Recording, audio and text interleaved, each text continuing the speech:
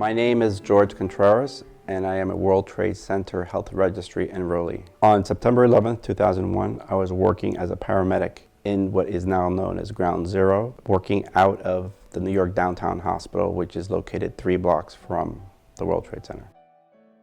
It was a beautiful day, nice and clear. Calls started coming in that something was going on at the World Trade Center.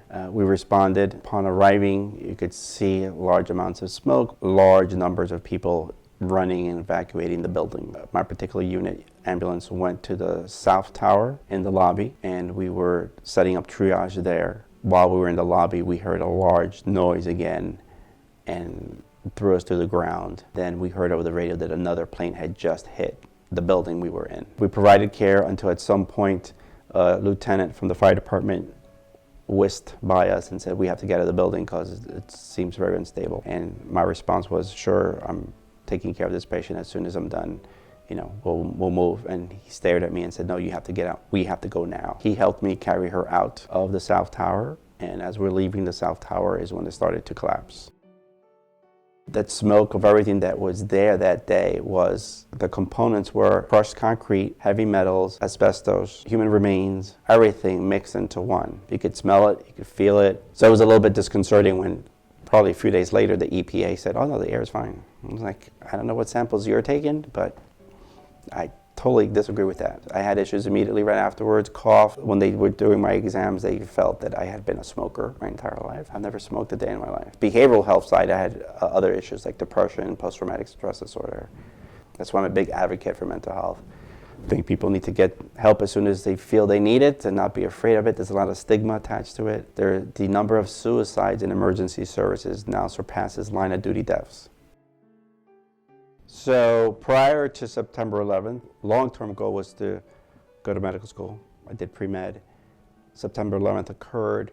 I became much more involved in paramedic work, EMS work, disaster management work, and then went to work for the New York City Health Department in a newly created bureau. I pursued my master's in public health, a master's in health services administration, and then started studies in a doctoral program in public health.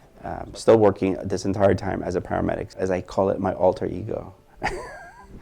And now it brings me to where I started this new position where I am now, which is the Dean of the School of Health Careers, Technology, and Applied Learning at SUNY Westchester. COVID was this long-lasting event, and because of that, I tell people the extent to which you can compare the two is very small. With COVID, it was if you take that one day and kind of stretch it out, because every day I'd go in 12 hours and people would die, 9 or 10 people every day, every shift, day after day. So this was an ongoing thing. Most recently, I had the opportunity to bring forth the subject of mental health in EMS, in New York City EMS, to the forefront in a movie that was an adaptation of a book. And the movie is about a New York City paramedic rookie that's paired with a seasoned paramedic and his challenges in dealing with the job.